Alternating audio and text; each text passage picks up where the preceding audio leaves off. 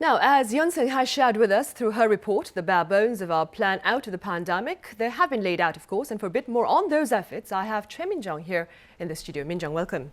Thank you for having me. Right then, Min-jung, so what are some of the immediate changes that we will start to see next week? Right, so starting November 1st, South Korea will kick off phase 1 of its 3-step transition. As part of that, there is a big change in the number of people allowed for social gatherings. A maximum of 10 people can gather, regardless of the number of people vaccinated. But in restaurants and cafes, no more than 4 unvaccinated people are allowed.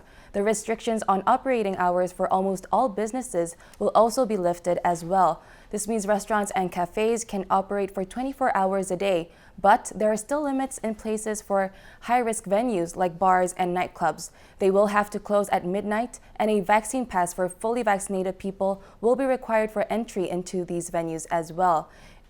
In regards to this, the Prime Minister stressed that those who haven't been vaccinated should not be discriminated against. We are well aware that this measure should not be used to discriminate the unvaccinated or give disadvantages to those who could not receive the jab due to health issues. We will thoroughly listen to various opinions and design and operate measures in a balanced way, promoting the daily recovery of the entire community. The Prime Minister also highlighted that daily tallies have fallen to levels witnessed in the beginning of the 4th wave as the country heads towards vaccinating 80% of the population. Right. So, Min-jung, a total of 10 people can gather socially regardless of their vaccination status. But if they go to a restaurant or cafe, then from the 10, at least 6 need to be inoculated then.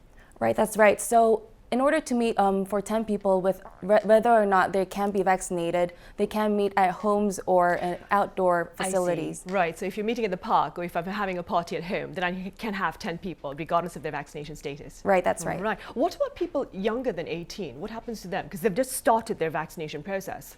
Right, so people who are under the age of 18 or those who cannot get vaccinated due to health issues, they will be exempt from the vaccine pass measures. So they will be able to use singing rooms, public baths, or fitness centers freely without the pass. Right, so my daughter who's 17 can go to the gym regardless of her vaccination status because she's under 18 then. Right, that's right. Right, okay. And going back to inoculation efforts, Min-jung, I hear the Global Health Body had a few words to share with regard to that effort on the global front. Right, so the WHO chief said that vaccinating 40% of the population in all countries will be possible by the end of the year, though he did express concerns over vaccine inequity, as many people in the developing world have not yet received their first doses. A fair distribution seems important at this point to get the entire world back to normal.